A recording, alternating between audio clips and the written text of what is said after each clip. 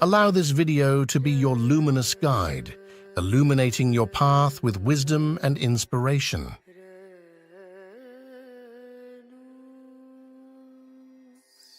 Isn't it fantastic that if there's no purpose, you have nothing to fulfill, you can just live? No, but you want a purpose. And not a simple purpose, you want a God-given purpose. It's very dangerous. People who think they have a God-given purpose are doing the cruelest things on the planet. Yes or no? They are doing the most horrible things and they've always been doing the most horrible things. Because when you have a God-given purpose, life here becomes less important than your purpose. No, life is important. Life is important. When I say life, I am not talking about your family, your work, what you do not do, your party. I'm not talking about that as life. This is life, isn't it? Life is within you or around you. The ambience of life, you're mistaking the ambience of life for life. Your home, your family, your workspace, your party, this is all ambience of life. This is not life, isn't it? Yes or no? You're mistaking the ambience for the real thing. No. Life is important. Because it's the only thing you know. You don't know anything else. Do you know something else? Rest is all imagined stuff, isn't it? The only thing is that this is beating and alive and that's all there is. So is this important? It is of paramount importance. Not you as a person, that's not important. But you as a piece of life, it's very important. Because that is the basis of everything. When I say that is the basis of everything, the universe exists for you only because you are, isn't it? Yes or no? The world exists for you only because you are, otherwise it wouldn't exist in your experience. So, in every way, this is important. So what is the purpose for this? See, if you had a purpose and if you fulfilled it, after that what would you do? After that what would you do? Bored, isn't it? It is just that life is so intricate and so phenomenally intricate that if you spend 10,000 years looking at it carefully, you still will not know it entirely. If you spend 1,000,000 years looking at it with absolute focus, still you will not know it in its entirety. That's how it is. Is there a meaning to it? The greatest thing about life is that there is no meaning to it. This is the greatest aspect of life, that it has no meaning to it and there is no need for it to have a meaning. It is the pettiness of one's mind that it is seek a meaning, because psychologically you will feel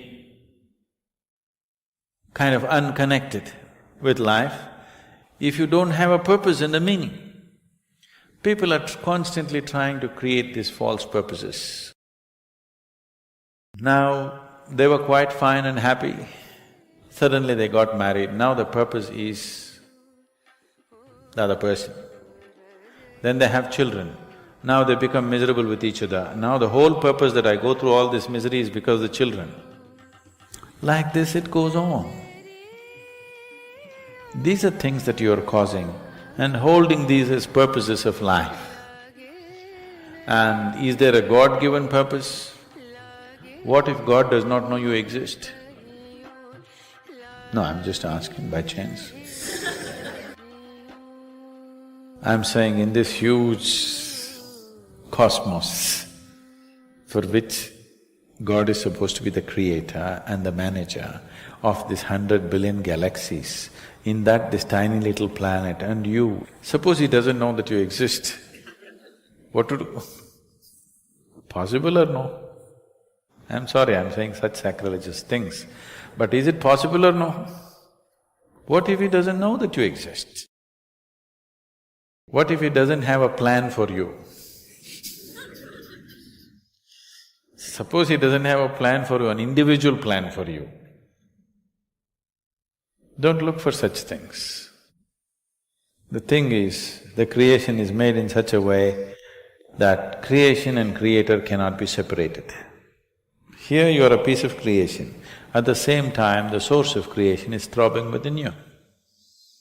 If you pay little attention to this process of life, you would not need any purpose, it'll keep you engaged for 1,000,000 years if you want.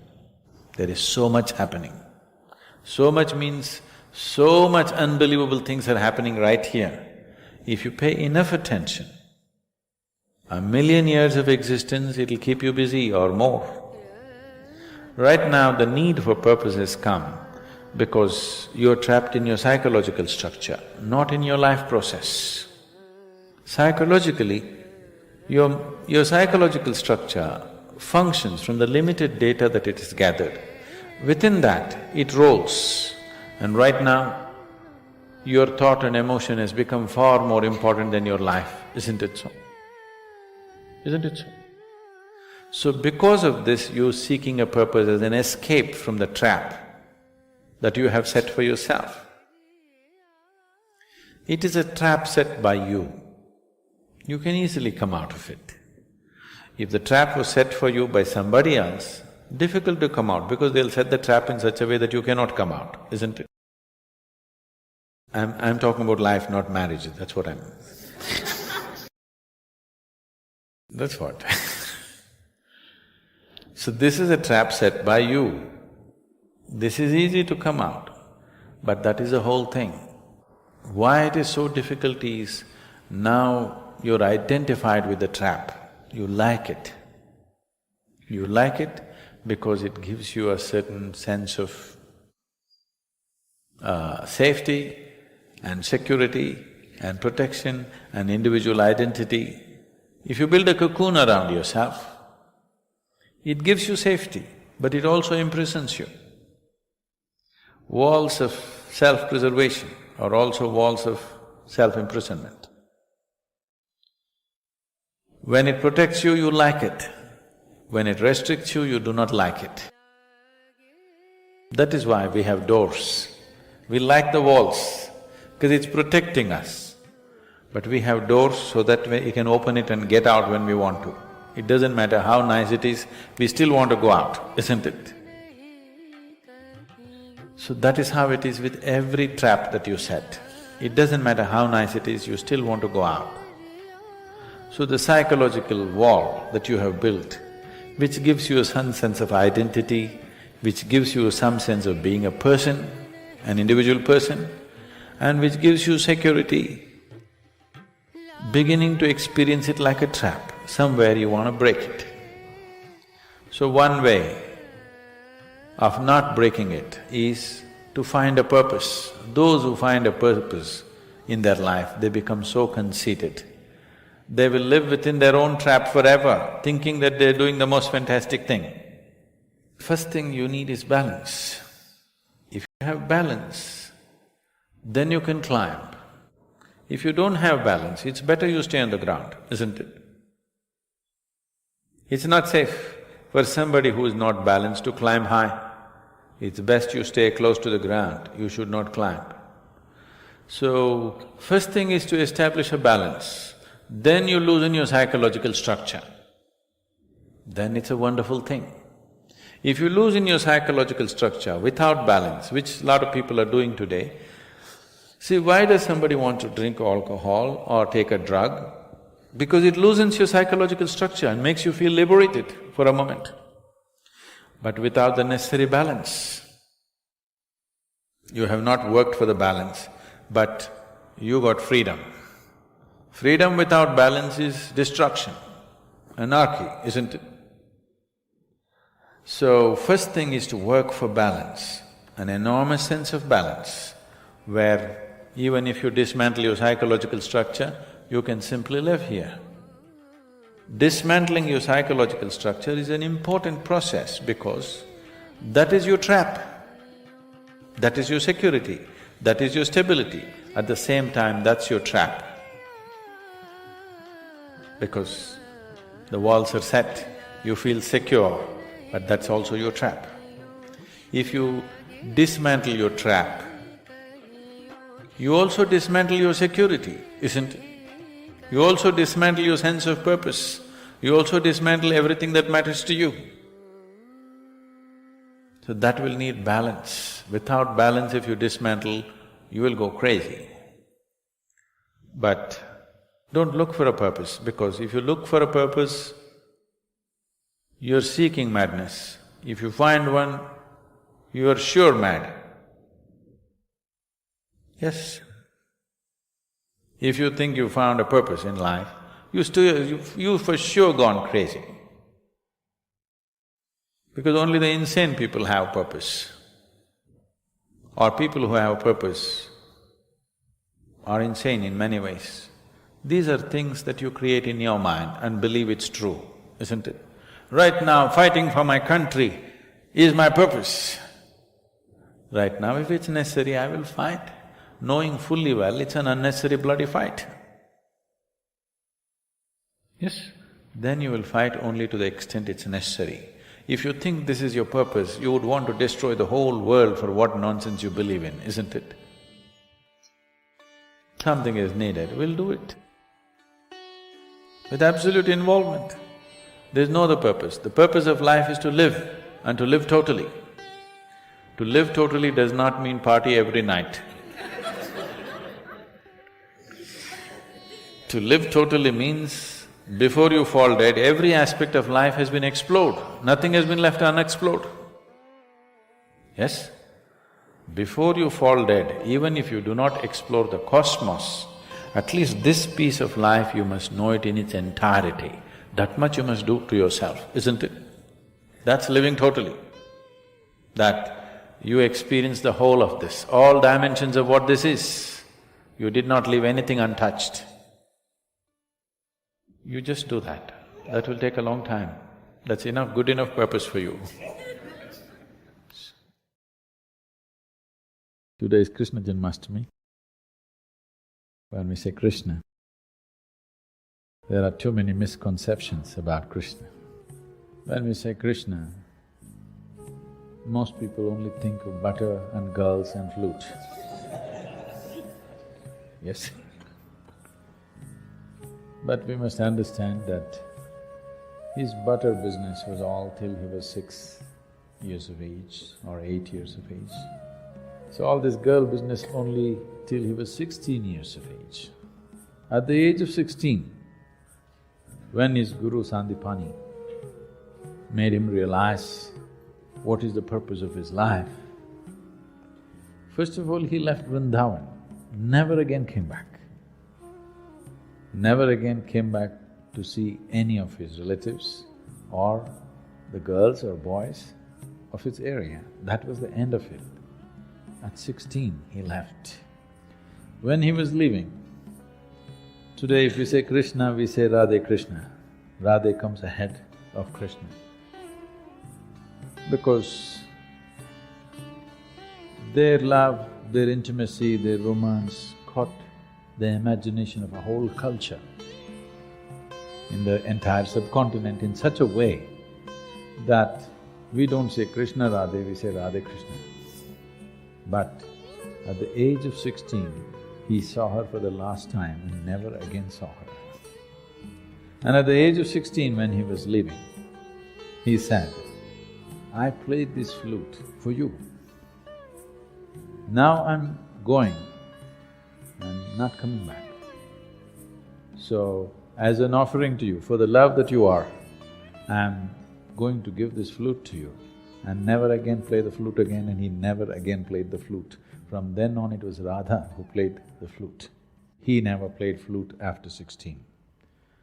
From 16 to 21, he lived as a brahmachari, he took sannyas, lived as a brahmachari, went through severe sadhana. After that, his entire life was committed to marry political life, political process and the spiritual process. Well, it ended up in a disaster, but he did everything possible. These things are never spoken of. In the northern plains of India,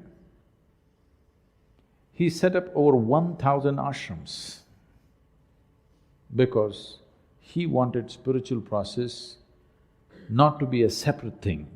He wanted spiritual process to be a part of life. As we live, as we brush our teeth in the morning, we meditate.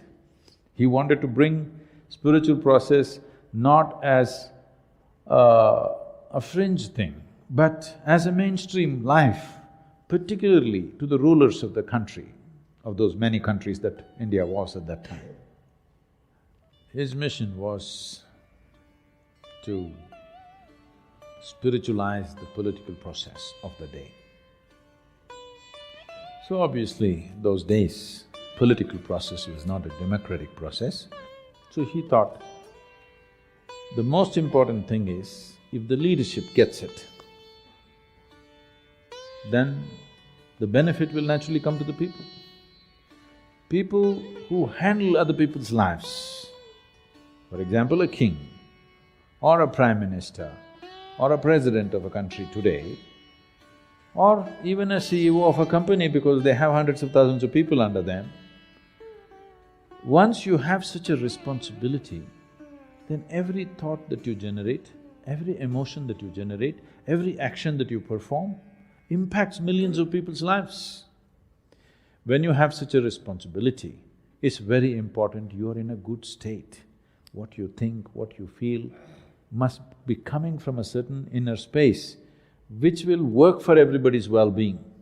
If I have a narrow view of life, every thought that I generate will damage people's lives, every emotion that I have will damage people's life, actions that I perform and especially actions that I do not perform, which I'm supposed to perform, will cause immense damage to people's lives, isn't it? So he focused only on leadership. He wanted the kings of the day to turn spiritual. Unfortunately, it ended up in a disaster of Kurukshetra, a terrible war which wiped out, an entire generation of men, literally. But still we worship him. Everything that he wanted to create failed with Kurukshetra war. That's one thing he desperately tried to avoid is that war. But the most terrible war happened, and even his own clan all fought among themselves and killed themselves. But we call him Lord, because through all this he was playful, untouched by a terrible reality, a terrible drama that's playing around you, but still untouched. But this we are saying, Lord, this you can also do, isn't it? Whether you are going to become the biggest success in the world or not is subject to many realities. But are you a successful human being? That means, are you able to conduct your life consciously, or if life pokes you, will you become an animal? This is the question. This one question, if you successfully handle, you also we will call you Lord. Yes? My question is about this gruesome, horrible act that happened yesterday at Kashmir, and we saw 40+ Jawans killed. So, I don't know what's the psyche of these people who can get into a car with 300 kgs of ammunition and, just blast. See, as I said earlier, we're still not in that level of human consciousness where all boundaries and borders can be just wiped out and human beings just embrace each other and live. There's no such love affair going on, okay? Still, national identities, religious identities, various other kinds of ideological identities set us against each other. It is as simple as it is, but when it comes as to how it manifests on the ground, it's too complex. It's not something you can solve like that. So, in the making of a nation, one important thing is the sovereignty of the nation. Because nation exists only because of its borders. This may be an unpopular thing to say in United States right now, but you call something a nation, only the first and foremost is the geographical border, isn't it? Well, people can go this way, that way, people can change their language, people can change their religion, people can change their beliefs and ideologies, but it's the geography which is the first dimension of making of a nation. So this sovereignty should not have been dragged for so long after independence. It's a serious mistake. It should have been settled immediately. But unfortunately, they did not settle it for… I don't want to make a political postmortem now, but it's a serious mistake not to settle the sovereignty of the nation, not to fix the boundaries and say, this is it. Still, it is a line of control. It's not the national borders, it is still a line of control which is always out of control. And there are various things, I don't want to give a political commentary now. So you're asking about the mindset. The mindset is like this. This has been in many ways put across. They are fighting for what they believe in. You are trying to fight for what you believe in. And this will go on endlessly, you understand? Either you must change your belief system or they must change their belief system. And that doesn't look like in your future, all right? That doesn't look like that. But either you must have the wisdom to end the enmity. You must kill the enmity. You must have that wisdom. If there is no room for that wisdom, unfortunately, it will naturally translate into killing the enemy. It will naturally go there. Whether you am I propounding this? No, it will naturally get there, whether you like it or you don't like it. So just because somebody lives across the border, do you want to kill them? Definitely not. But at the same time, do you want to protect what you see as this nation? This is an unfortunate dilemma of being human. If you were an animal, anybody crosses your boundary, enters your territory, you just kill him, all right? Hello? But this is the dilemma of being human. Somebody crosses your boundary, you may have to kill him, but you don't really want to kill him. This is the struggle of being human. This struggle must be there in a human being always. If this struggle goes away, you will become an animal. This struggle must exist within us, but still, acting decisively for the larger well-being of a nation has to happen. Why I'm talking about a nation is, for me, nation is not a political entity, nation is not my nationalism, I don't belong to that. For me, nation is the largest amount of population you can address right now. If you want to bring well-being, you cannot address the globe. Hello? You cannot address the whole globe just like that. It is not within your means to address the globe. The best thing you can address right now, the largest human entity you can address right now is nation. If you go down, maybe there are states, maybe there are religions, maybe there are castes and creeds and all kinds. Don't go there. Address the nation because it's the largest segment of humanity you can address right now.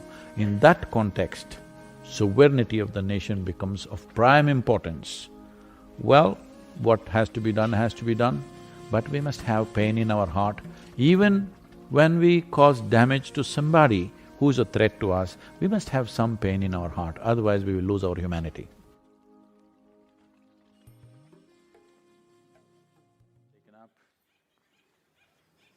I would like to say that for thousands of years, for the longest period compared to anything on this planet, this wisdom, this dimension of knowing has lived on without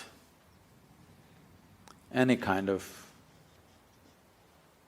true organization or a certain kind of leadership or any other kind of organized support. Out of sheer efficacy of what it is, it's just lived on. A time has come in the world where even truth has to be protected. When we talk about East, we are not talking about a particular geography. This must be clearly understood. We are not talking about East and West as geographical features in the world. Any number of great minds in America have said things of great reverence and admiration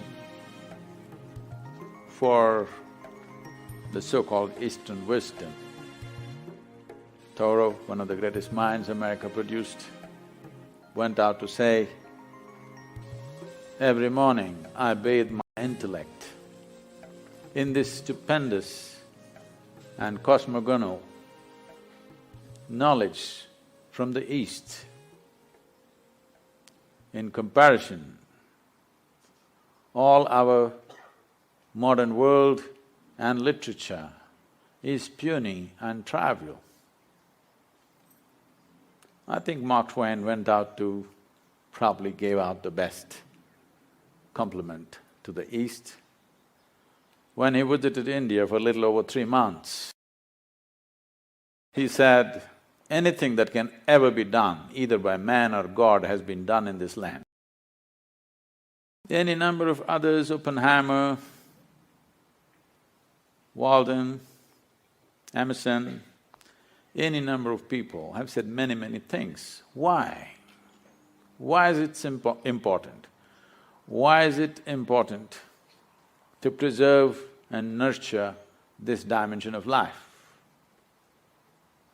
The fundamental reason why it seems to be so significantly different is because it is not a product of human intellect. It is not deductions that we made out of our intellect. This dimension comes from a profound inner experience where there is no right and wrong, there is no up and down, just seeing things the way they are. And when we say dharma, we are not talking about a religion as modern translators went about interpreting dharma as Hindu dharma or whatever, another religion. Because they came from a mindset that everybody has to belong to some segment of humanity. They come from a mindset where humanity has to be divided one way or the other, because they come from the surface intelligence of human nature, which we call as intellect. Unfortunately, the modern societies, modern education systems have entirely dedicated themselves to the human intellect, completely ignoring other dimensions of intelligence which definitely exist within us. When you go by the intellect, the nature of the intellect is always to dissect and divide, because intellect is essentially discriminatory in nature. And intellect functions always with a certain identity. If you have no identity, you cannot use your intellect. So with individual identities, either of race, religion, nationality, caste, creed, gender, when you apply your intellect, it'll split the world into many pieces. So the significance of what we are referring to as the spirit of Eastern wisdom is, it does not come from human intellect. It comes from a deeper dimension of intelligence within us. When I say a deeper dimension of intelligence, a simplistic way of looking at it would be, whatever you had for lunch today, if you had a piece of bread, over the afternoon, this bread is being transformed into a human being. You definitely cannot do that with your intellect. There's an intelligence here which is capable of making a banana into a human being. You definitely cannot do that with your intellect. a dimension of intelligence which is beyond thought process. Thought, or the product of intellect, is essentially always functioning from a limited amount of data that we have gathered. Now, what we call as Eastern wisdom is not coming from a limited amount of data that we have gathered either from the books or our life experience, but simply by enhancing our ability to perceive life in ways that the five sense organs cannot function. Why I'm talking about the five sense organs is all the data that you have ever gathered, which rests in so many aspects within you, which is the food for the intellect, comes from the five sense organs. In the very nature of things, sense organs cannot perceive the entirety of anything. If you can see this part of my hand, you cannot see this part of my hand. This is the nature of sense perception. Even if you take a grain of sand, if you see one part of it, you cannot see the other face of it. Sense organs can only perceive in comparison. If there is no comparison, your senses are useless.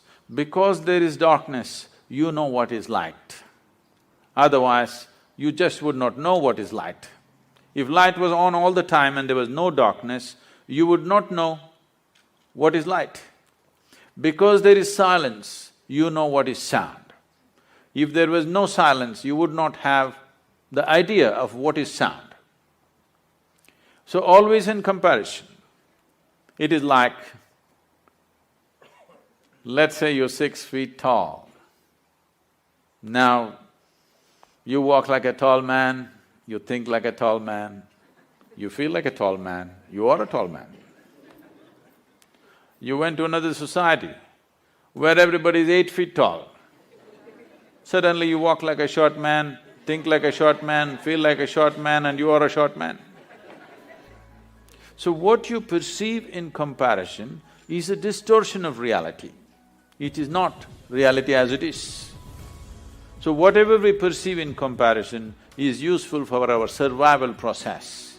But if we want to know the nature of this existence, sense organs are not sufficient instruments. What is light for you is darkness for many other creatures. You ever got into an argument with an owl? If you did, which is light, which is darkness, where would it go? It would be endless argument. Who is right, you or the owl? Oh, if you're saying both, either you belong to the diplomatic corps or you have a successful marriage.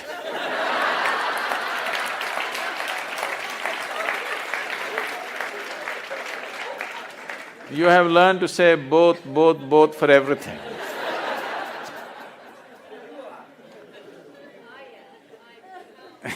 You're right. Well, that is the basis of all the problems on the planet. I'm right and you're wrong.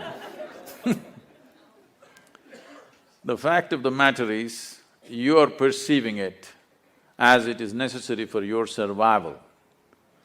The owl is perceiving it as it is necessary for his survival. If survival is all you're seeking, your five sense organs and intellect are sufficient instruments. But if you want to know the nature of the existence, if you want to know the fundamental laws or dharma which governs life, the way it happens within us and around us, then you need an inner perception or another dimension of intelligence within you. Otherwise, you will only cut the world into pieces. In the name of religions, we have cut the world into… humanity into many pieces because intellectually we have arrived at our own conclusions or deductions, which invariably is bound to divide because intellect is essentially a knife which cuts. It can only dissect. By dissection, you can know certain things. But if you really want to know someone that you love, you don't dissect them, you embrace them. By dissection, you may know the kidney, liver, heart stuff, but you will not know that being in any sense. You will lose it completely. So dissection is the way of the intellect because it is a sharp instrument. It has to cut open everything that's given to it. But the East found another way. Out of profoundness of experience, you can know life. By turning inward, you can know life. When I say turning inward, you must understand that essentially the five sense organs are always outward. You can see what's around you, but you cannot roll your eyeballs inward and scan yourself. You can hear this, but so much activity in this body, you cannot hear this. If an ant crawls upon this hand, you can feel it. So much blood flowing, you cannot feel it. Because in the very nature of things, sense organs are outward bound. The moment you dedicate yourself to your intellect, you also get enslaved to the limitations of your five senses. It is in this context, the wisdom of the East is of tremendous significance to the world because it has transcended this slavery to sense perception and learned to perceive life in a completely different way. What is this completely different way? In English language, if you say mind, it is just one word, it is supposed to say everything. In the yogic culture, there are 16 parts to the mind, 16 dimensions of human mind. Now if I go into 16, it would take too much time, so let me compress it into 4. The 4 aspects of the mind are called buddhi, ahankara, manas and chitta. Buddhi means the intellect. Today, modern world is largely run by the intellect. So with this, we can do many things on the outside. We can go on enhancing the comforts and conveniences of life. We've done very well in terms of comforts and conveniences. Never before, never ever before, another generation of humanity ever knew the kind of comforts and conveniences that we have today, but at the same time, we are whining like never before. Because as the comforts and convenience increase on the outside, as there is less to complain about what is happening around you, the emptiness of within echoes within you in a horrible way. When you're fighting for survival, when every day you are struggling to fix small things on the outside, you will not realize this. When outside is well settled, that is when you'll see how hollow life has become. The biggest question in the world, you will see in the next few decades is, what the hell are we doing here anyway? Because everything that needs to be fixed on the outside is done, now what? 7.2 billion people on the planet. But right now, gradually it's looming large. Loneliness is one of the biggest problems. Dogs are being tortured to fulfill human loneliness.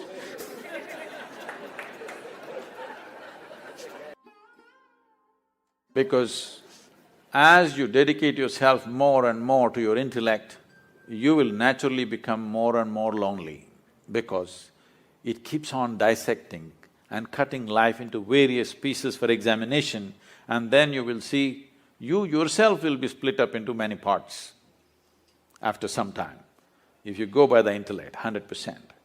The next dimension of the mind is referred to as ahankara. Normally people think it means ego. No, it means identity. You're identified with something. The moment you're identified with something, your intellect will work only to protect that identity, no matter what, whichever way you think. Your ideas of which nation you belong to, which race you belong to, which culture you belong to, which religion you belong to, which gender you belong to, the moment you get identified, your intellect will work only to protect that identity. So, it is a certain kind of prejudice. Well, you may say, I'm not prejudiced, I'm very broad-minded. All right, it's a broad prejudice. Because people are willing to live and die for what they're identified with. Because the nature of the intellect is, if you take away the identity, it will not know what to do. It needs a strong identity, a strong sense of who I am. If you ask, who am I? Your intellect will not function. You must know who you are. A strong sense of belief that this is what I am, that is when your intellect will function in a certain way. This is like… intellect is like a sharp knife. Ahankara, or the identity, is the hand that holds it. All the suffering on the planet. When was the last time that somebody stabbed you? Even though you're living in LA, I'm asking. When was the last time it happened? Never happened. Maybe when you were in school, somebody poked you with a pin at the most, or even that did not happen, they ignored you.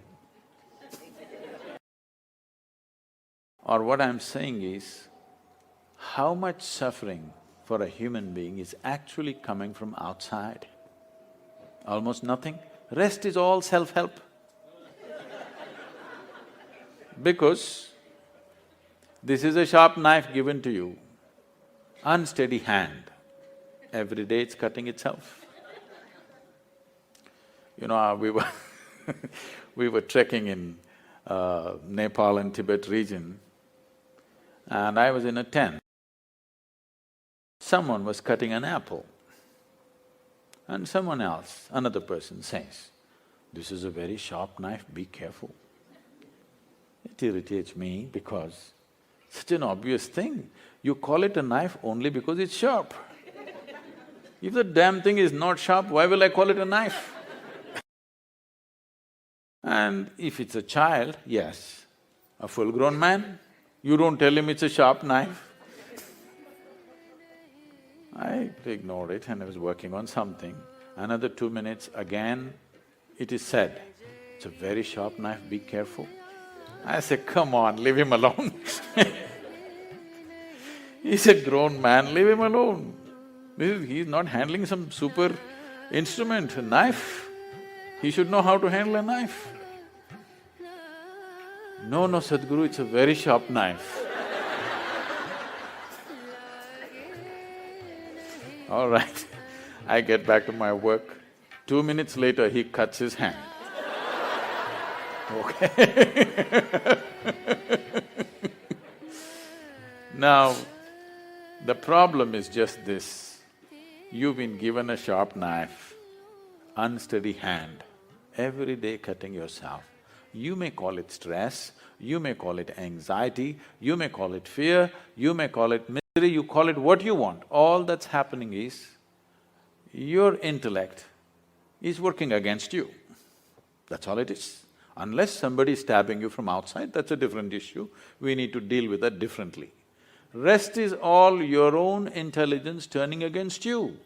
You may call it 1,000 different… No, my mother-in-law, my boss, my neighbor, they're not stabbing you, they're only saying what they want to say. It is you who's poking yourself because an unsteady hand, that's all. But this intellect cannot function without a memory bank. So what is called as manas is a silo of memory. There are 8 dimensions of memory. Let's not go into the detail, but you know this much. There is a conscious memory. Today they're recognizing a subconscious memory. You know there is genetic memory. You may not remember how your great-great-great-grandfather looked like, but his nose is sitting on your face. 1,000,000 years ago, how your forefathers were, even today, your body remembers. You may not remember here, but your body remembers every aspect of it. Even the color of the skin it is remembering, not forgotten. So there is genetic memory, there is evolutionary memory. Like this, there's a profound dimension of memory in the body. There are 1,000,000,000,000 times more memory in your body than in your mind. So this is why this is called as manomaya kosha. This is an entire manas, not in one place. Intellect may be up here, but the manas spreads right through the system. Every cell in the body has a memory of its own, has an intelligence of its own. Now the fourth dimension of intelligence is called chitta. This is a dimension of intelligence which is unsullied by memory. If you touch this dimension, then the memory has no influence on you. Your genetic memory, your evolutionary memory, your conscious memories, unconscious memory, subconscious memory, whatever kinds of memories you have, it has no influence on you. Or in other words, past cannot recycle itself through you. See, right now, you take on this form because of a certain memory, it's a certain software. If you eat, let's say you're a man and you eat a piece of bread, this piece of bread turns into a man. You're a woman and you eat a piece of bread, the same piece of bread turns into a woman. You give it to your dog, it turns into your dog. Very intelligent bread. It is just the memory that you carry. Here there is a memory which transforms everything the way it is. So, this dimension of intelligence, which is called as chitta, which is untouched by any kind of memory, just pure intelligence, is of significance because it's beyond. It is beyond your species, it is beyond your form, it's beyond your gender, it's beyond your culture, it's beyond every kind of influence, which is essentially memory within you. Maybe unconscious, but it is memory playing out in so many ways. As long as memory is playing out, what it means is, in India we say you're in a state of samsara. Samsara means a lot of people today understand as family. Samsara doesn't mean family, samsara means a cyclical life. You're in cycles of life. If you're in cycles or if you're going in circles, what does it mean? That means you're not getting anywhere. That's what it means. A cycle is nice, it gives you good exercise. This is like running on a treadmill. If you're seeking exercise, it's good. But if you want to go somewhere, it's no good. If you put your treadmill out here and keep running on it, morning becomes evening, fall becomes winter, winter becomes summer, everything will happen. Seasons will change, scenery will change, everything will happen. Only thing is you don't go anywhere. This is what samsara means. As long as you're functioning within the first three dimensions of intelligence, you are in a cyclical mode. It is all right to exercise yourself, but it's not good to go somewhere. So if you want to transcend the samsara nature of who you are or the cyclical nature of your existence, then you touch the dimension of intelligence which is referred to as chitta. Why the so-called Eastern wisdom is of great significance, why the dharma of the East is so significant and important is because this comes from chitta. This does not come from buddhi, this does not come from manas, this does not come from ahankara, this comes from chitta. And only that which does not come from your individual identity or individual memory, that can be truly universal. So for this we said, this is Sanatan Dharma. This does not mean Hindu religion. This is a very wrong conception. Sanatan Dharma means the ultimate law of nature. When we say nature, there is physical nature and there is an inner nature. There are two dimensions. For this, accordingly, we made two dimensions of laws. Physical nature is a changing thing. It's always in a process of change and a flux. But the inner nature is a constant process. So we made two dimensions of expression for this dharma called shrutis and smritis. One is always to be updated for every generation. Otherwise, two generations will keep on bickering and clashing. You have to update it. Another is eternal, it's always there. It's nobody's business to change it because it cannot be changed because the fundamentals of life has not changed. Based on this, an entire wisdom arose as to how to exist within you and how to operate around you. This happened in 1924. There was a bishop in the Orthodox Greek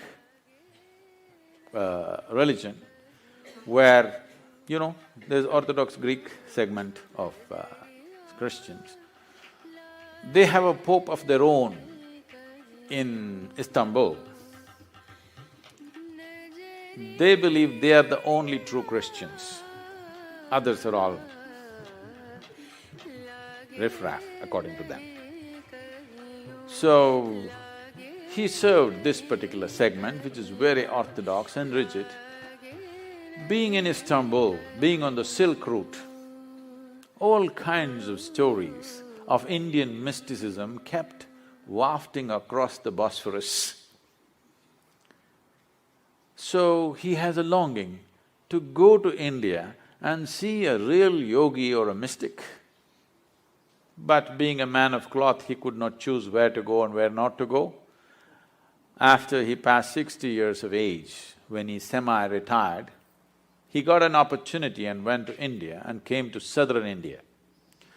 So his desire is to meet a real yogi, not a book yogi, not a studio yogi, but a real one. So somebody directed him and said, go up this hill, there in this kind of place, there will be one yogi. So he went up. Well, he's not made for the mountains, he went huffing and puffing up, and then he found in front of a small cave, a yogi was sitting, eyes closed, totally blissed out. He went there and he has been told that if you see a Indian yogi, you must prostrate. Well, he was not made for that, but he somehow managed, huffed and puffed and sat down. Hearing this commotion, the yogi opened his eyes and smiled.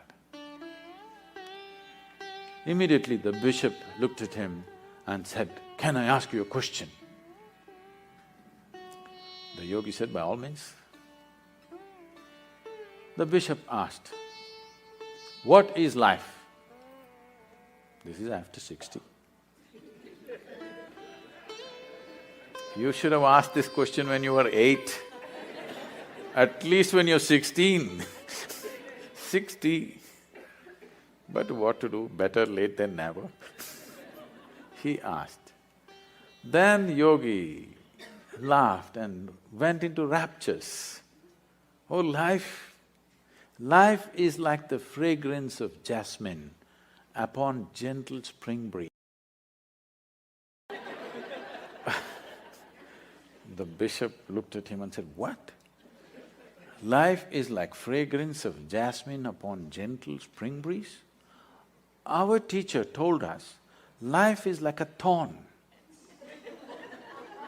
Once it gets into you, if you sit, it hurts, if you stand, it hurts, if you lie down, it hurts. What is this fragrance of jasmine upon gentle spring breeze? So the yogi smiled and said, "Well, that's his life." So this comes from the fundamental that when a human being clearly, experientially understands that entire experience of human life is created from within, never from outside. Right now as you sit here, do you at least see me? Even if you're not listening to me, I'm saying. Can you use your hand and show where I am? No, you're getting it all wrong. You know, I'm a mystic from South India. Now this light is falling upon me, reflecting, going through your lenses, inverted image in the retina, you know the whole story. Where do you see me right now? Within yourself. Where do you hear me right now? Within yourself. Where have you seen the entire world? Within yourself. Have you ever experienced anything outside of yourself? Right now, someone next to you, if they touch you, you think you're experiencing their hand. No. You're only experiencing the sensations in your hand. In the very nature of things, you cannot experience anything outside of yourself.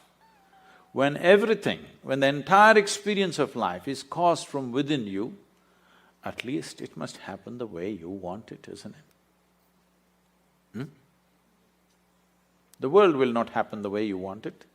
At least The experience of living here within you must happen the way you want it. If your experience of life happened just the way you want it, how would you keep yourself, blissful or miserable? Please, you must tell me, I'm going to bless you. Blissful or miserable? For yourself, definitely highest level of pleasantness for yourself. What you want for your neighbor may be debatable, but you know what you want for yourself, isn't it? Now, blissfulness or pleasantness of life is not a goal by itself. It is only when you're blissful by your own nature. That means you determine the nature of your experience. No matter what is the situation, you determine the nature of your experience. Or in other words, you have no fear of suffering. Only and only when there is no fear of suffering will you walk full stride in this life. Otherwise, it's always about what will happen to me, what will happen to me. Every step is a half a step. Now, this so-called spirit of Eastern wisdom comes from those beings who walked full stride, who determined the nature of their experience. When you were born, what's your birthday, Jim? 1st of August? Oh, close up. You were not born in one day, though you have a fixed birthday. It took 9.5 months for you to be born. Similarly, when you die, you don't die in one day. You die slowly. If somebody is medically declared dead, he still doesn't die fully. I think we've spoken about this. The 5 pranas, they start withdrawing slowly, step by step. The physical life energy, which generally is referred to as pran or prana, has 5 basic manifestations. There are 10, but that'll complicate the 5 basic manifestations. These are called samana, prana, udhana, apana and vyana. And let's say if a doctor is observing and they declare that person at a particular moment that he is dead now, in the next 21 to 24 minutes, samana will start exiting. That means samana is in charge of maintaining temperature in the body. First thing that starts happening is body starts cooling down. The traditional way of checking whether somebody is dead or alive is, they'll feel the nose. If the nose has gone cold, that's how they concluded that he's dead. They wouldn't check the eyeballs and other things, they would just check the nose. If nose has become cold, that means he's dead. So samana exits at that time. Somewhere between 48 to 64 minutes, prana exits. After that, between 6 to 12 hours, udhana exits. Till udhana exists, there are tantric processes with which you could revive the body.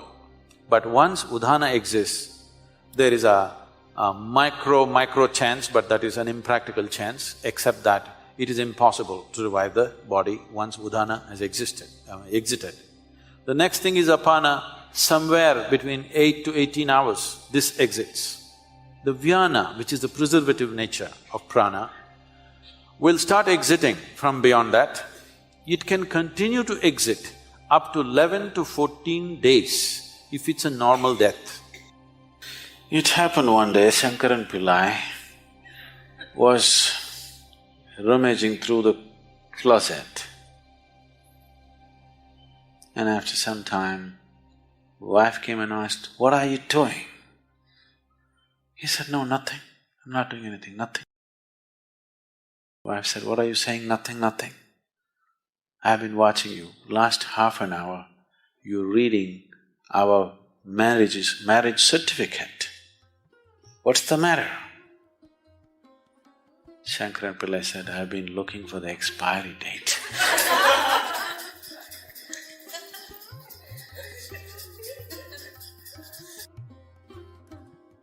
So though there may be an expiry date for one's death, one does not die in a day. It's a slow process. In fact, it's happening right now, slowly. By doing yoga, you may be putting up hurdles in the way of death, but not stoppers. Yes? Daily yoga you're doing, putting up some hurdles and slowing it down, but no stopper. So, today you know that from your old clothing, we can take your DNA. After you're gone, after 100 years later, we can clone you. Yes? Yes or no? You know? So who you are, at least the physicality of who you are, can be picked up from your clothes and we can remake you. At least someone who looks just like you. We can create the body. So you are still there all over the place. The yogis, when they die, they'll set fire to the hut in which they are living by themselves. There is a way to do it. Let me not tell you because I don't want you to set fire to the cottages here.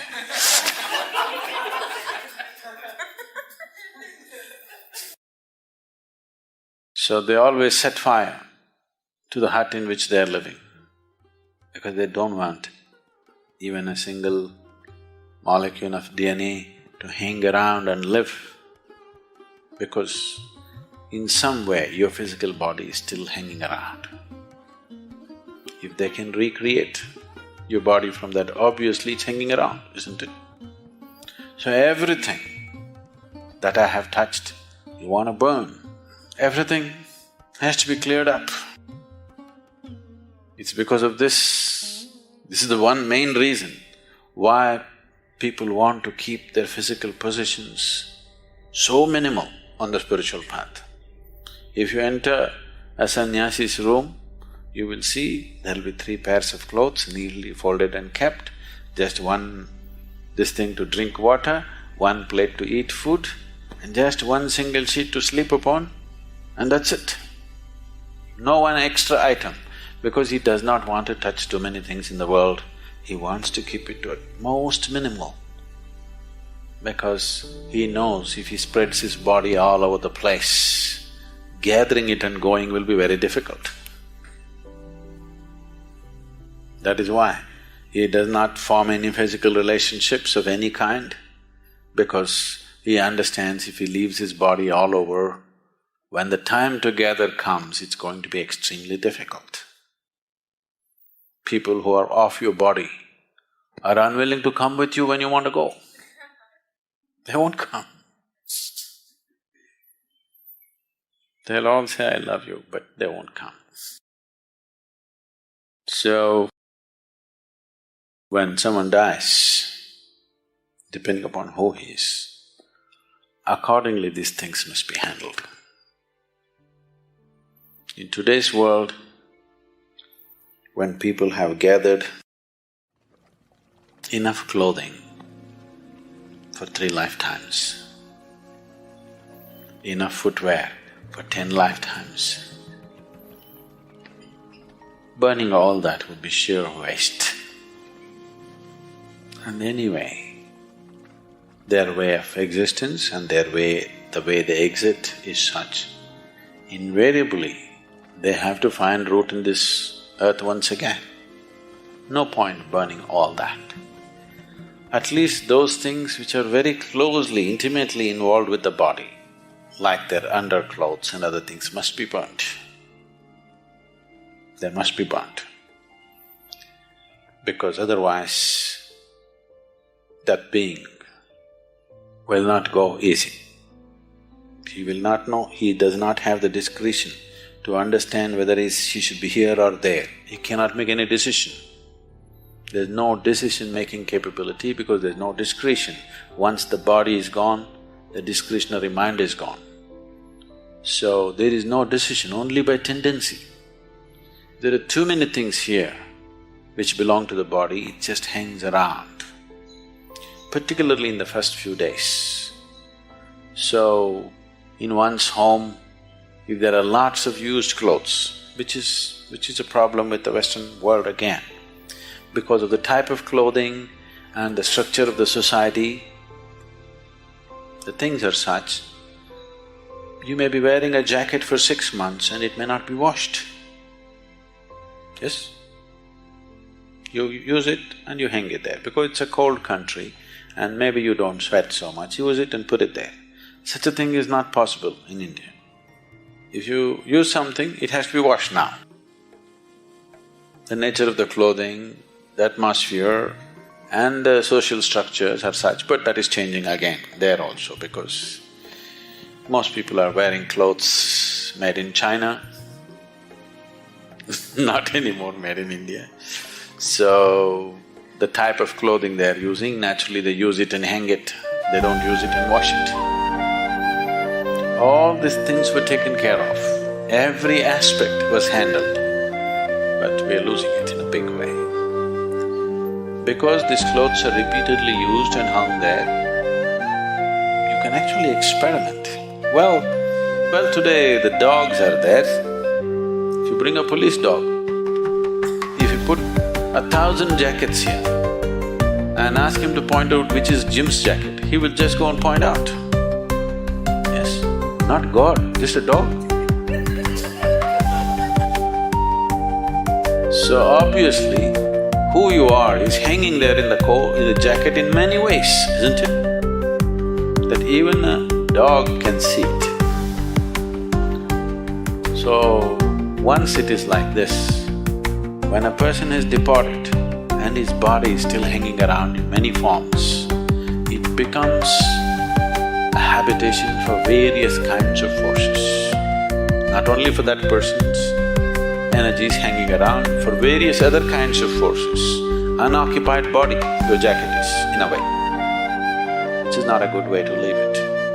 So, either they immediately wash it. In India, if they're expensive clothes, they will wash all the clothes. Within the first 10 days or 11 days, they'll wash all the clothes and distribute it to many places, never to one place. You don't take all your clothes and give it to one family. You make sure the jacket goes here, trousers goes there, that goes there, this goes there, so that it gets too spread out to make any significance. Significant presence is not there. Otherwise, all the things which are intimately with the body, just burn it. One of these things must be done. Either you must give it away across the 50 states so that the old man does not remain confused as to where to go, or you must just burn it up.